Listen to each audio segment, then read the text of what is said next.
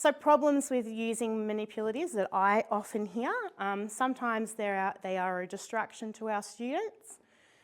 Sometimes, particularly in some of our smaller schools, we do lack the resources, so bottle caps, buttons, using our families to help us support that is a really good idea.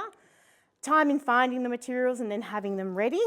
Not enough manipulatives. It's messy sometimes, storage can be hard, and it's sometimes noisy. So my little tip for you there is whenever I have a maths lesson, whether I'm teaching, and I normally teach my maths in the middle block, but I have no issues with teaching it after lunch either. My biggest thing is nothing on tables. So even in grade 5, but down here as well, I ask students to remove everything from their tables. So their pencil cups are away, their pencil cases are away, their scrapbooks are away. The only thing that's on their tables is the stuff that I want them to use, okay? And then I set protocols. So my protocols are, you're not to touch it, okay? If it's a new product, if it's something that they've never seen before, I give them time to play. That's my warm-up. So I'll give them 10, 15 minutes, even in 5, 6, to play with it. And it stops the distraction. Another thing, the colours. When you colour coordinate your counters, it stops them from getting them out and wanting to make patterns with the colours.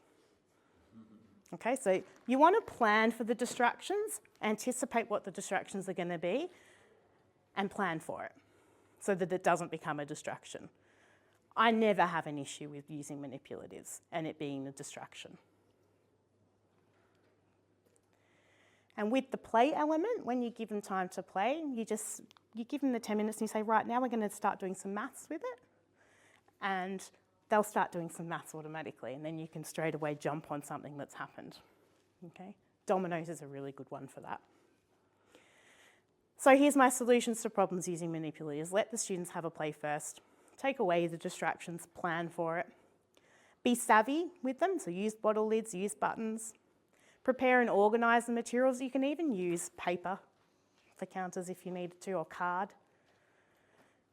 So prepare and organise materials, have it out before you go out to recess or before you go out to yard duty, or have it on the sides ready to jump on, or get it ready while they're doing the warm-up. But it's also really important to be involved in the learning too, so you don't want to do that too many times because warm-ups are often a really good way to do formative assessment check-ins.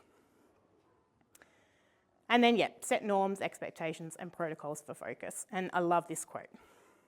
I hear and I forget, I see and I remember, I do and I understand, I talk about it and I connect. I'll let you read that one.